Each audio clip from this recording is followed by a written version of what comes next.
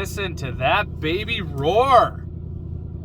So, doing another video on the Mustang. Sorry, my eyes are a little red. The allergies are just coming out full force. So, I apologize. But no, this video is, I'm coming up on the first 1,000 miles. Sitting at around 1,400 kilometers. And I just wanted to do a video with you guys on any regrets, you know, how the car is going, that sort of thing. So to jump right into it, yes, I have regrets. And my biggest regret with this thing is not getting the supercharger from day one. Of course. I'm already used to the power and the torque. This car is very quick, especially with the 10-speed. That's another video I want to do, is like the 10-speed versus the manual. It's kind of controversial. There's a lot of people out there that are saying, you know, nothing but a manual should be mated behind a big V8. And there's some truth to that, but there's also kind of a, you know, critical decision in the process of, well, the MT82 doesn't really have a good track record of holding together after, you know, X horsepower, or, you know, the way you drive. There's a video circulating on the interwebs of literally the MT82 just leaving the tunnel, like braking and going through the tranny tunnel. It's kind of comical. But that being said, I did go with the 10-speed for that reason, and I love it. I absolutely love it. The 10-speed in this car has been, you know, like perfect. I have absolutely no complaints on it whatsoever. I've raced a few things that in my mind should have beaten me, and they didn't, and I think it's honestly due to the 10-speed. This was all done at in Mexico, of course, and it was all done at highway speeds, because let's be honest, the tires they put on this thing from factory are a joke. Sorry, I just decided to get the car out of the garage so I'm not smoking out my family. Yeah, the tires on this thing are an absolute joke. I think we all know that. This is the track pack Mustang, so it's basically a fully loaded as much as you can GT.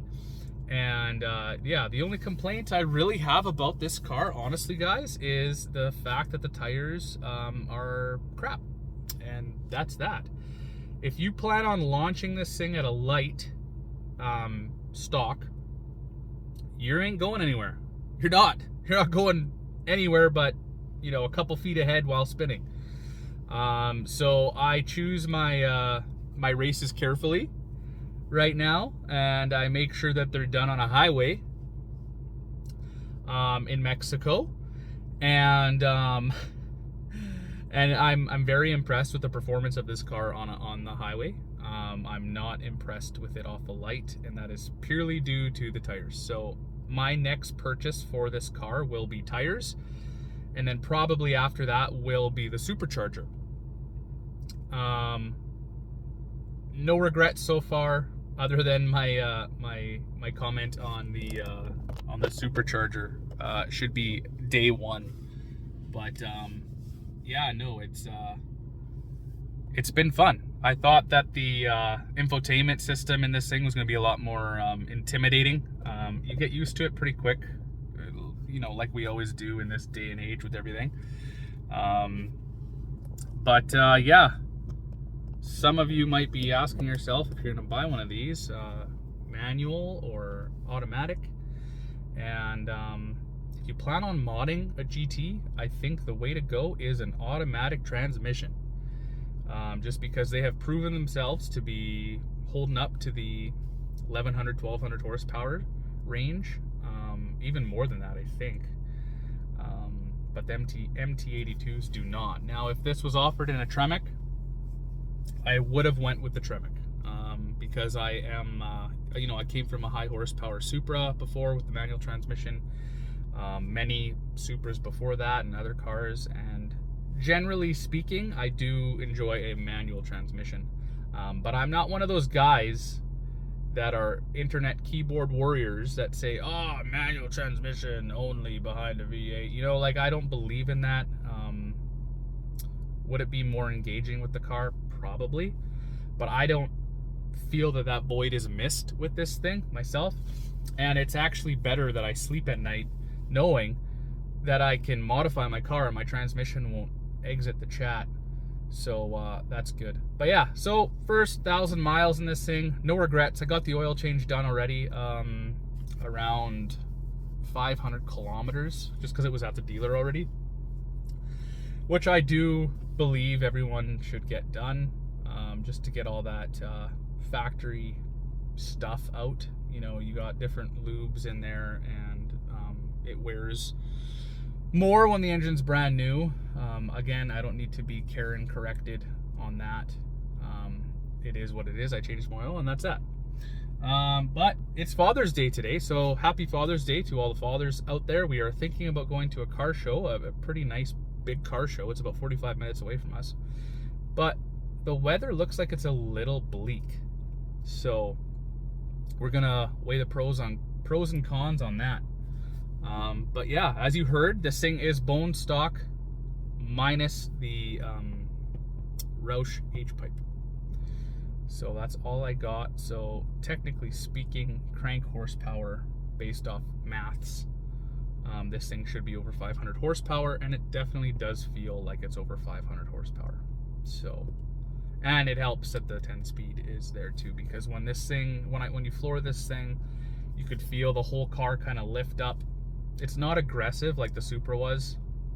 When the Supra, when you floored the Supra, boost came on, it was violent every time you shifted.